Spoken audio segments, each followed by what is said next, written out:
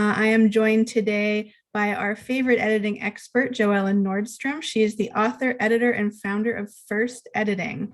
Welcome, JoEllen. Thank you so much for being here. Hi, Michelle. It's good to be back. How's it going?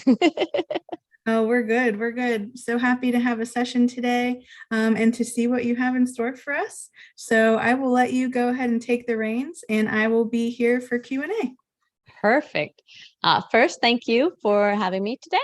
My name is JoEllen Nordstrom. I'm with FirstEditing. We do professional editing services, and I've been asked to talk about how to edit while prepping for your submissions. So I will cover that in general today, and then I'm open to all of your questions and anything you have there. And I do have a PowerPoint, and I have also, you can get this PowerPoint as a handout. And if Michelle, if you could put that up there, we have the link available, so you can just click over there and download it. Got a lot of, when you do that, you'll also be able to download a whole library of other presentations that we've done. And once you're in, you can just take whatever you need or want. And if you have any questions, please feel free to contact us directly. I'm always available to do that and enjoy doing that for everyone there. And we also have our administrators and our editors available for answering all those questions. So with that being said, everyone is getting excited about submitting their book, their manuscript for production, and that could be a fiction, nonfiction, could be research, could be academic. And when you're doing that, it's important to consider editing and how it fits into this overall submission guidelines and the submission process, because editing can, one, really help what you're doing and make sure that you make the right first impression. And also it could also be damaging. I mean, that's a really realistic bad thing that could happen there. And it's also something that takes time and money. And of course, if you're going to have that as part of the overall production, you need to make sure that you've allotted enough time, because depending upon the size of your manuscript and what you're submitting and what they want to see, this could create some issues for you. So it's important to know the overall editing process. It's important to know which level of editing you need or what your challenges are. And then, of course, most important is something that has, well, it does intertwine with editing a lot, is the submission guidelines. Do you know exactly what you're following and what you need to do to achieve that? And when you are working with a professional editor, to make sure that you share that with them so that they can provide the best results for you and ensure that it meets those regulations, as we say. So let me just share my screen with you, and we will get started here. There we go. Little presentation. So this is, again, how to edit while prepping for your submission. And let's see if I'm going to be able to make this work today. So it's basically 5 principles of a thorough self-editing process.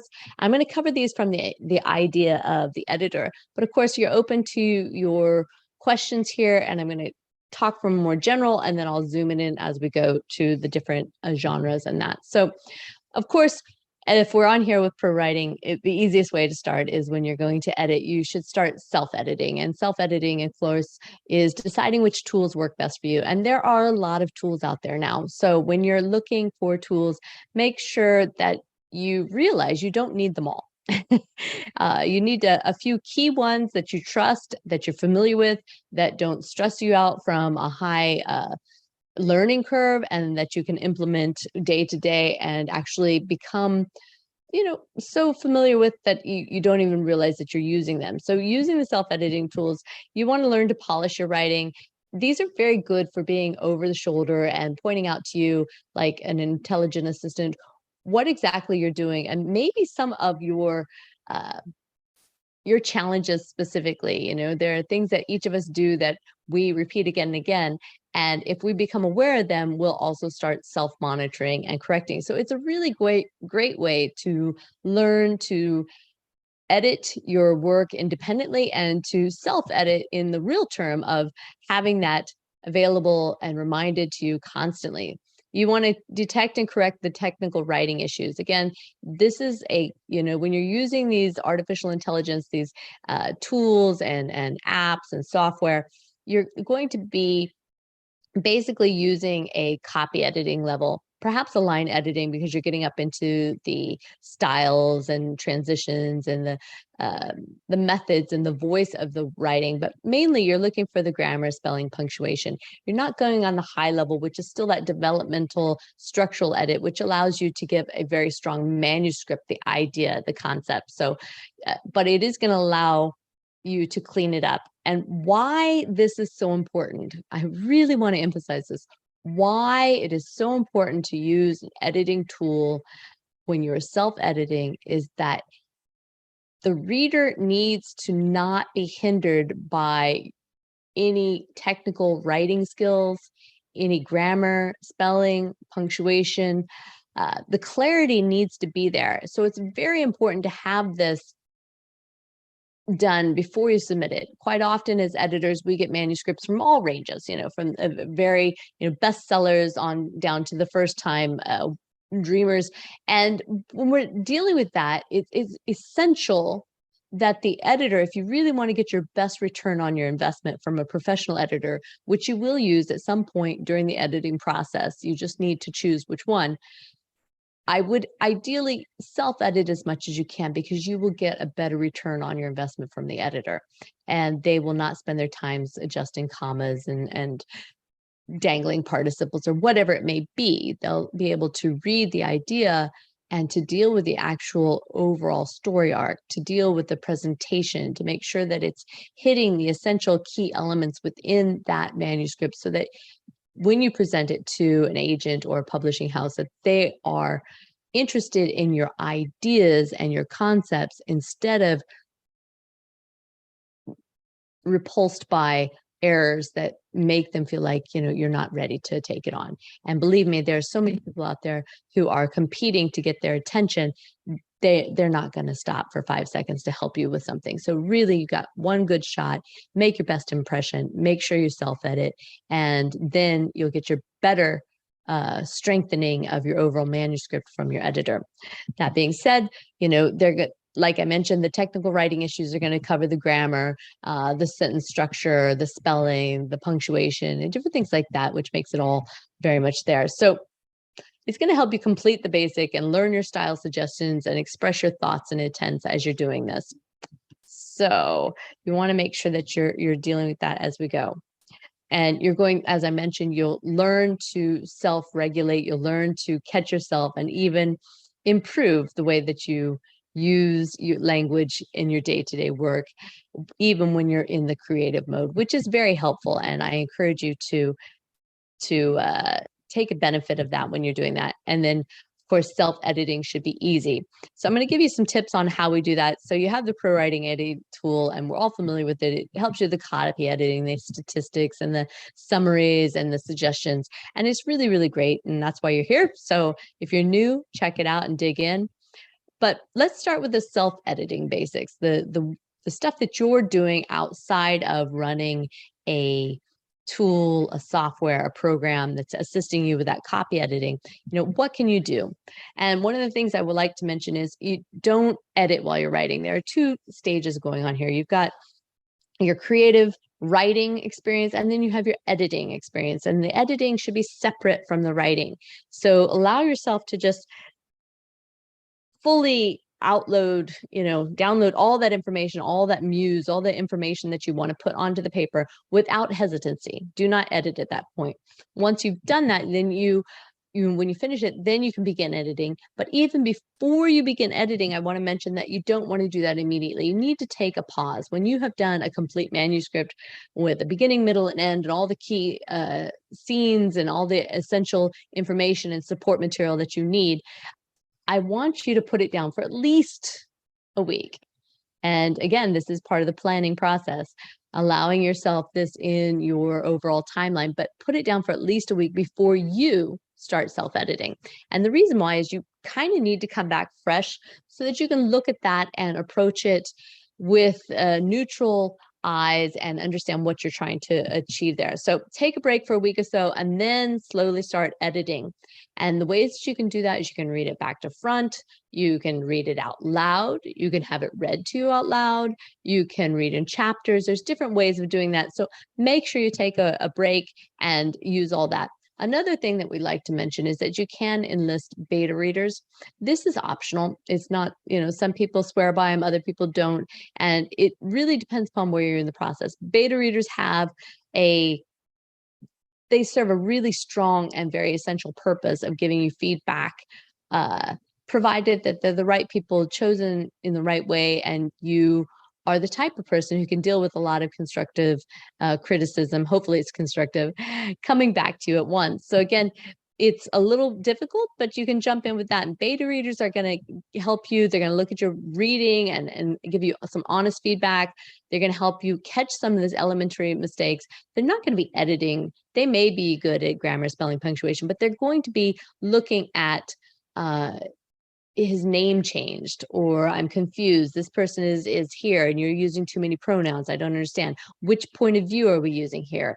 Why did this suddenly, we were in one location, now we're in another, or we were in one time zone or time period and now we're in another. How did you get there? Those are essential things that you as the author have been in the woods so long you can't possibly see the trees. So it's very important to take the time and let the beta readers give you that feedback, and you'll benefit from that. And if you're going to do that, make sure that you choose them wisely, choose them from your genre, choose those who have experience, who can really help you out in what they're doing. And then, if you like, have specific questions for them, get some distinct information back, and then incorporate those during your second revision. So again, editing goes in stages. You normally start with this high upper level developmental editing, which means you're looking at the overall story arc. You're looking at the overall presentation. The story arc is when you're in the fiction and you're getting those key elementary scenes. If you're dealing in nonfiction, then of course you're looking at, validation and expertise, and the purpose of it being, is it a call to action? Are you trying to validate who you are, become the authority? Is it educational, motivational, inspirational? And if so, how are you supporting the things that you're presenting there? Why are you the best person to present that? And are they doing what you're asking them to do? Are you asking them to engage with your website? Are you asking them to purchase your services? Are you asking them to, whatever it may be, you need to be clear on that. And if you're not clear, then your readers will never be clear. But with a good editor, they can ask you these questions, and ideally you're telling them, and then they're telling you if you succeeded or not. That's the level you really want to be at when you're doing that structural edit. And of course, research and academia is another whole thing of supporting your theses and making sure that it's all properly done there. So you're going to test read your story in advance, and you're going to get feedback as an average reader from these beta readers. And that's really, really helpful in getting a start of how is your reader engagement? How is this happening between you and them? Are you achieving the engagement with your presentation? Because really, writing a book is, I know it feels like it's all about being the author and writing, but it's all about the reader. It's all about the reader. Without the readers, there is no story. It's stuck in a vacuum. So again, we really need to make sure that you're creating that engagement. And that's what editors do. They're trying to make sure that there's nothing hindering you from creatively and articulately communicating with the people who are reading your words. So the beta readers also serve as a sounding board for emotional impact, and that's very, very helpful in making sure that you're getting the engagement that you are familiar with. So they may or may not have any experience writing. So again, that can be a drawback. They'll review your draft, your story. They're not really looking at it with the experience of having helped other authors successfully published or working in a publishing house. So that's the kind of background you get with editors, is they're more familiar with the overall publishing process, and they know what it takes for that. That being said, I want to mention that the company, my company, FirstEditing, we're just prepping you to find the right agent. We're not the one who's going to connect you with the essential agent, because that is something that you need to do on your own. You should know who you're emulating and who you're following. But once you know that, and you know who you're going to approach, you really need to have a professional editor who can review the entire manuscript to make sure that you're not embarrassing yourself, that there are no errors, and it's as strong as it can be for that first round. That being said, that when you submit, if it gets accepted and if it goes forward with the publication process, be it, traditional, hybrid, or whatever it may be, they may have or they should have an internal editor, and they probably will have it edited again. That doesn't mean that you wasted your time or money getting in the door. In fact, it means that they're really doing a good job, because they know what their readers, their audience, the people that they're going to market your work for, they know what the key elements are there and what needs to be present. So they're going to edit accordingly. So the first round is to get that the more general approach, so that you can get in the door and be respected as a career author with a professional presentation. And then they will mold you and polish your manuscript so that it can go forward to the audience which they have there. So again, there are different drawbacks there with the beta readers, just to make sure. And again, as I mentioned, they're all optional, but it is important that you self-edit, and it's important that you do a final edit before you go in to publicly share or submit your documents and your manuscripts there. So we're going to start, again, I'm just kind of going over that. Some of you have seen some of my presentations before. We did self-editing school with ProWritingAid here for 2 years, and there's a lot of presentations out there regarding the different levels of editing. So I'm not going to dig in too deep, but of course we can if your questions go there.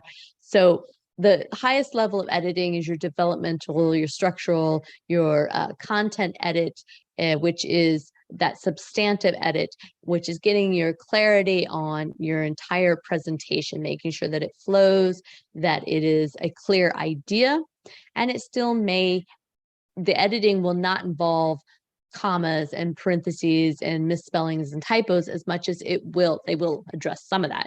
But the intent of a structural, developmental, high-end, substantive edit is to create the strongest presentation, the concept, the idea, which is what the agent and the submissions person is looking for. It doesn't matter how perfectly written it is if the idea doesn't appeal to the audience. So again, having that first round, that highest level developmental edit is essential, and you should self-edit before you do that. So let's talk about that a little bit.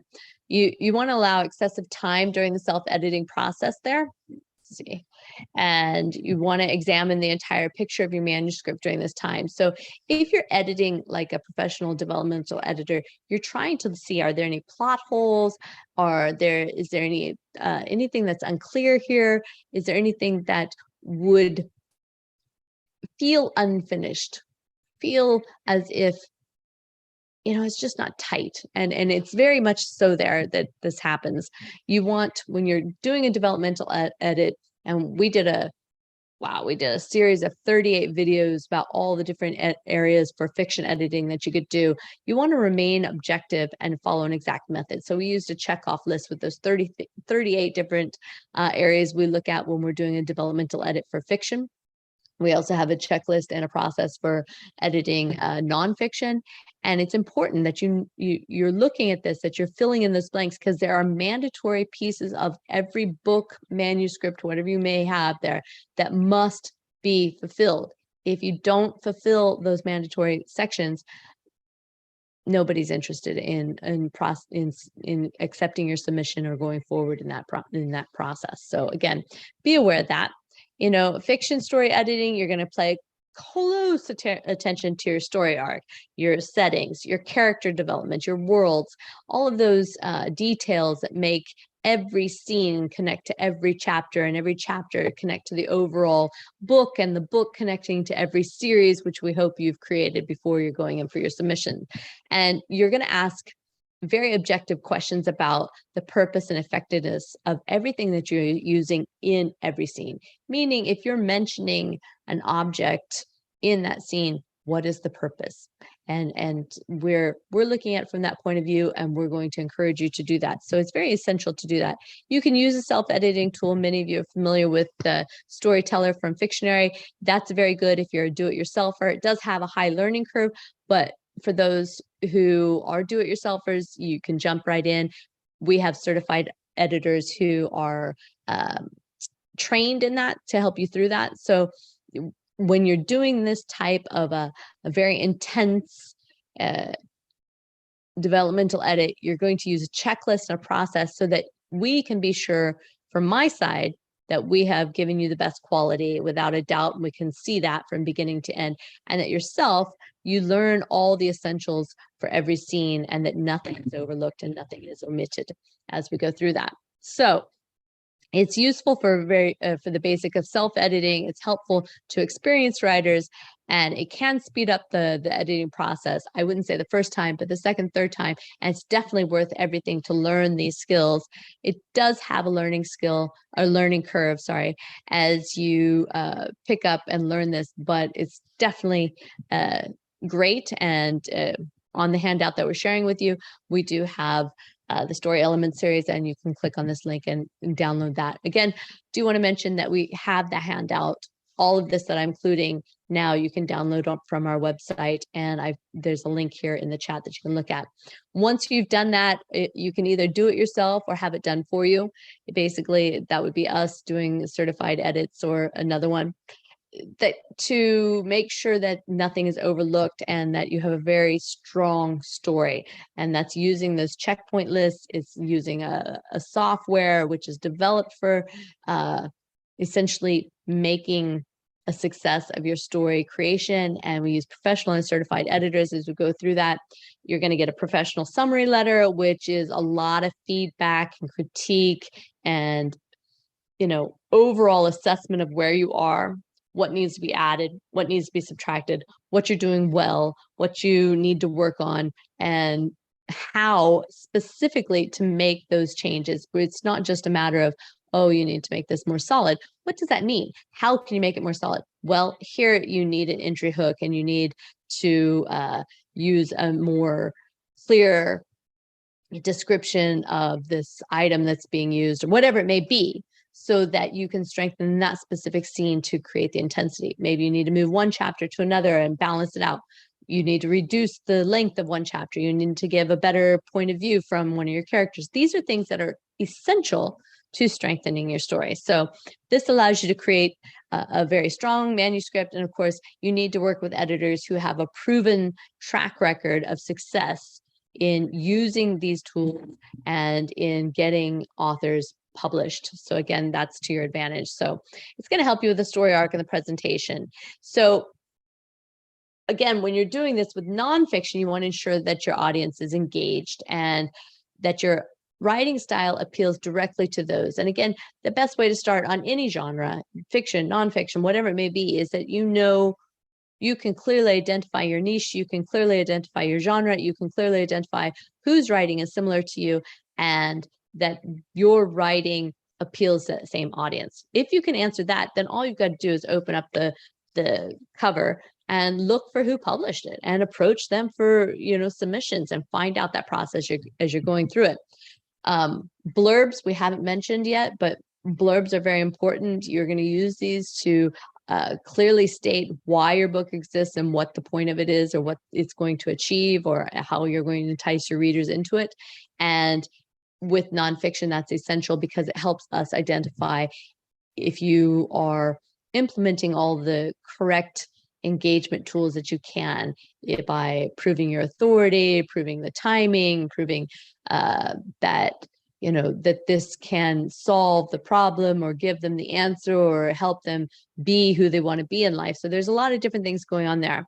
And again, those are all implemented in the call to actions throughout the book. So when you're doing any scientific editing or research, you're going to back your statements with proof or examples. And of course, when you're using nonfiction, you want to use stories.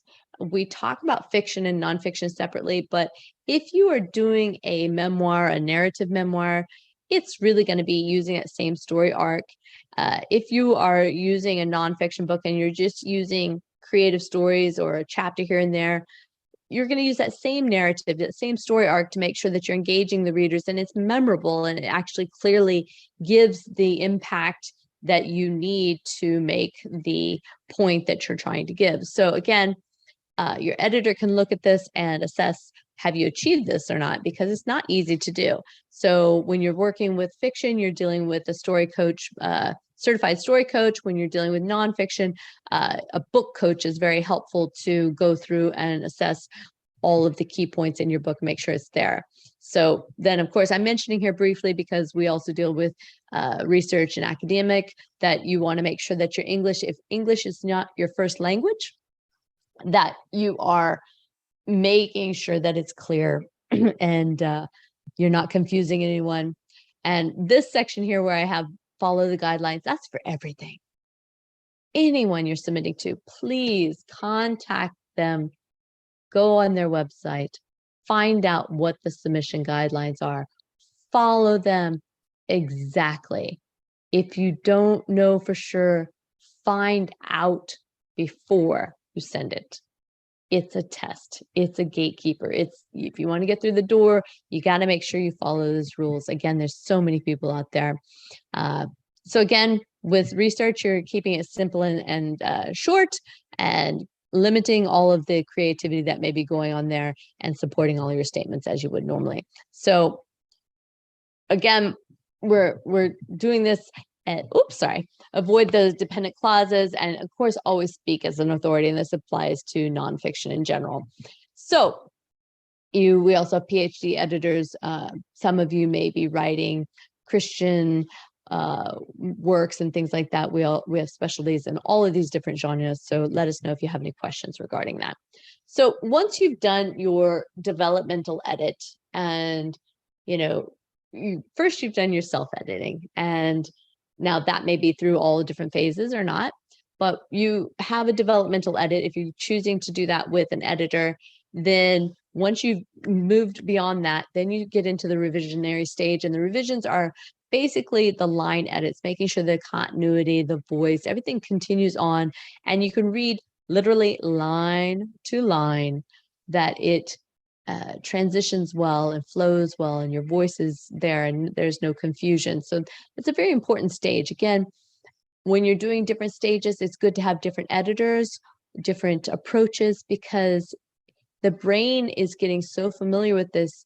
It's kind of an alpha state. It's like when you're driving down the highway and then you suddenly appear at your destination, but you forget having driven. That can happen in your manuscript because you're so familiar with the details. So it's very important to have fresh eyes again and again and using that. Once you finish that up, you do your final copy edit. The copy edit is, just the intent of editing with no further revisions. You're just getting that final approval, the critique saying, yes, it's ready to be to submit or share publicly, and it's okay. And you do this before you do any formatting. Proofreading comes after the formatting. So when you're doing this, editing is a dance, and you're going to go back and forth, back and forth. It's normally not a quick and easy dance. It's a lot, but you will learn, and most writers enjoy this process. So I encourage you to enjoy it and do it again and again. Use the online writing tools. Run a report if you're getting stuck, and at any point you don't know what to do, then you can reach out and contact an editor to give you some feedback. We've been inside the ProWritingAid app there for quite a while.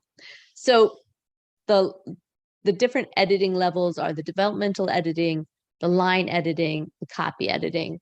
And then you're going to go on. You want to make sure that you're comfortable with the revising process. People always say, well, when should I start editing? You can start editing at any point when you're frustrated, at any point when you have clear questions, or when you think you're done. Any of those are available. If you're not sure what you need, I encourage you to reach out to an editor who can give you a free sample, who can give you a critique. There's several reasons to do that, not just for your benefit of getting feedback on what they think you need, but also to make sure that you're an actual match. This is a matchmaking process, and you need to be confident in their work. You need to be able to see what they've done. You should be able to see testimonials about their work and their success in the past. And you should respect their opinions and their voice in how they address the concerns that you have there, so that you will want to work with them, because you will have this dance back and forth with them for quite a while. Once you've done all your revisions and you've done that final copy edit, then you go into the manuscript formatting. And then at that point, you do a final proof to make sure it's good, and you can then share publicly or submit according to those guidelines. So this is very important, the preparation. And again, allowing enough time so that everyone can proceed in that way. So let's see. So I have included on here on the handout the different levels of editing and descriptions so that you can go through those and understand how that works. I do want to answer any questions. We've been doing quite a few presentations. I have another one on the 2nd, tomorrow or the 2nd, I don't remember, but we'll be talking about what an author needs before they, what every author needs before they publish their book. And I encourage you, there's a sign up so that you can come and join that online live presentation with Keith Ogrick from the Author Learning Center, very successful there. And then we've been doing a series with Women in Publishing founder, Alexa Bigwarf, who gives a lot of feedback on as an agent, as a publisher, what they're looking for from their editing, how to incorporate editing into the timeline, how to make sure that, you have had it edited for the requirements of the publisher. So again, those are all being covered, and we'll throw those links in here so that you can follow on with those. So, and when you're doing your final edit, like a copy editor, make sure that you're correcting your grammar. And again, use every single tool that's available that you're comfortable with to follow those up and make sure that it works for you. Let's see here. And again, it's circular. You will go forward, you will go back, but you never know where you're going to end, and it's very good. So I'm really open and ready for questions here if anybody has some. And if not, I can go a little bit deeper, but I just want to make sure that I'm keeping that available for you, and you understand how editing is essential to the preparation, but it's also essential that you plan for the time that it takes to do the edit, because I think one of the most drastic things happens with authors and publishers is that when they go into that second line of editing or whatever it is, that they had no idea how long it might take and how easy it is to dig down into it and really get into the process again. Hello, Michelle, you're back. Hello, I am back. We do have 2 questions so far for everybody who is watching. If you would like to submit your questions for JoEllen, now is the time to do so, if you haven't done that yet. So the first question, the user says, please clarify book coach versus editor.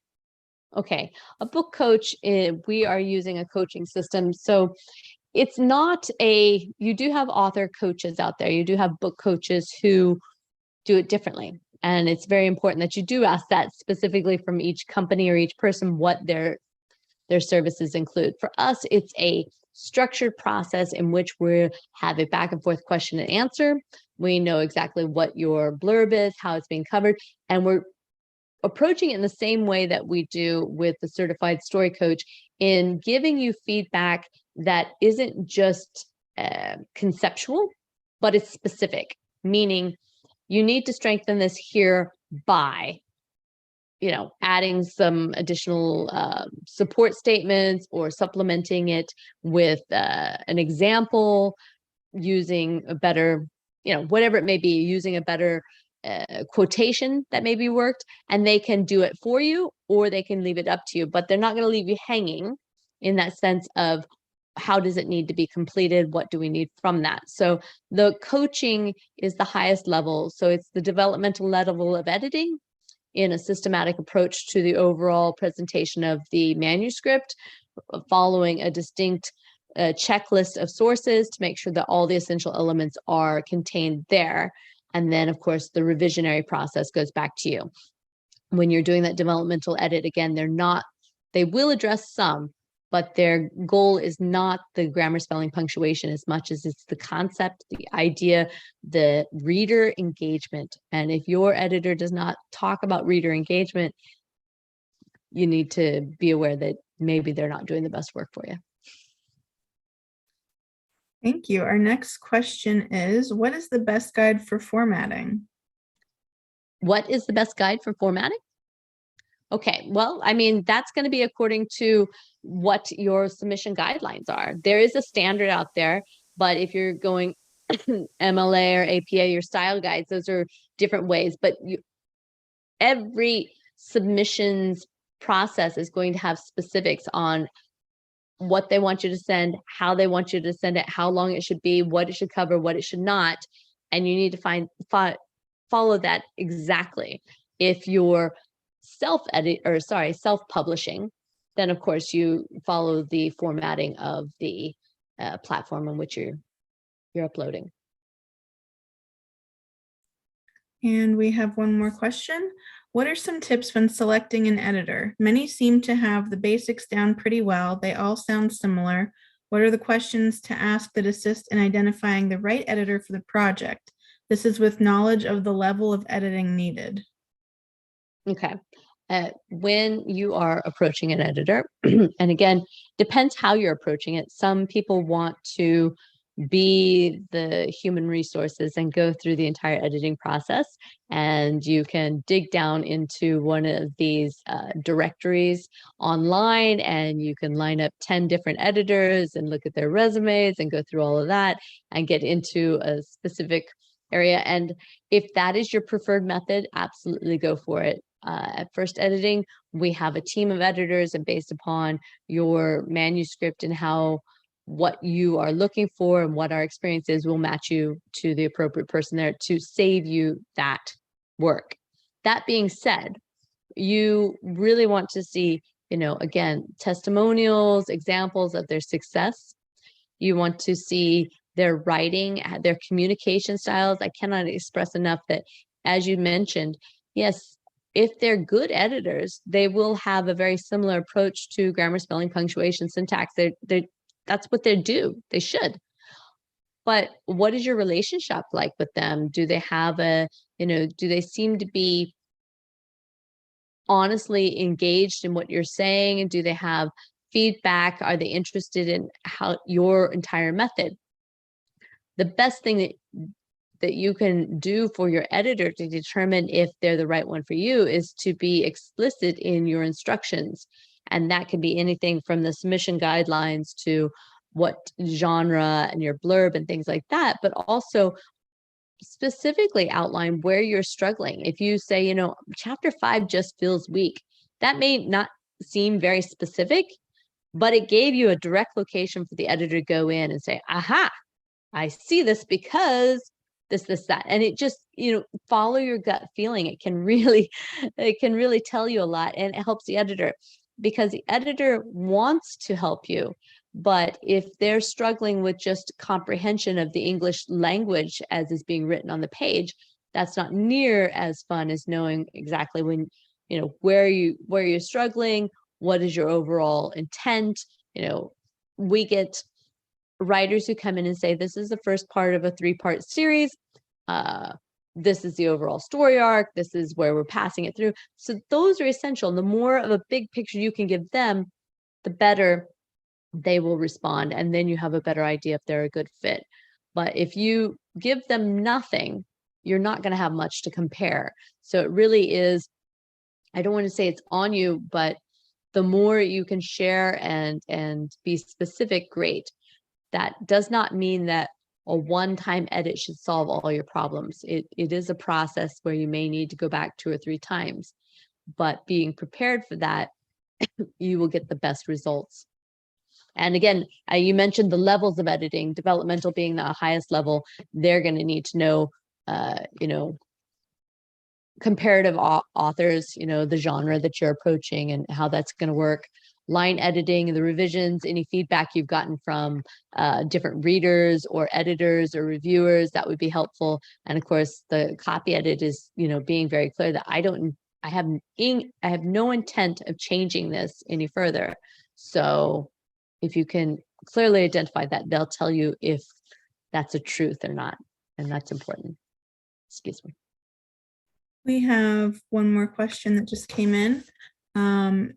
They ask, do you offer your team's unique specialized skills based on their genre coaching blurb for potential customer reviews? Kind of like a resume.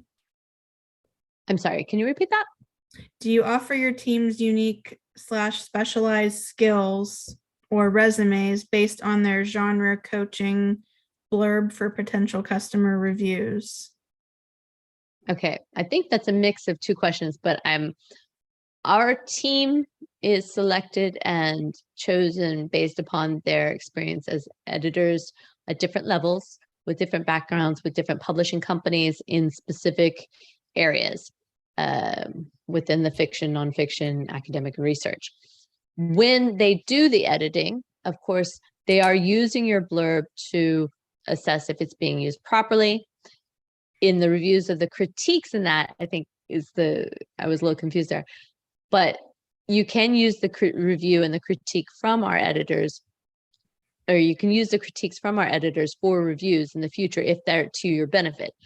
They're going to be very honest. They're not going to try to sugarcoat it. So you may not want to use all of it. If you really get a good editor who is critiquing you, they're going to show you where it needs strength, and that may or may not be what you want to publish, but that'll be helpful in the overall. So I think it felt like there was 3 different things kind of mixed there together, and maybe it's just the words in itself, but the editors that we have are vetted, trained, and certified depending upon which they're doing. And of course, then we have editors who come in with PhDs and they've worked in different editing houses and publications and things like that. So it's a good mix of that. So we feel confident, but that doesn't necessarily mean that they're the right editor for you. Again, that's why we provide free samples. You send it in, we send you a free sample, and if it feels right for you, then it's great. I will say that we're one of the most competitive in terms of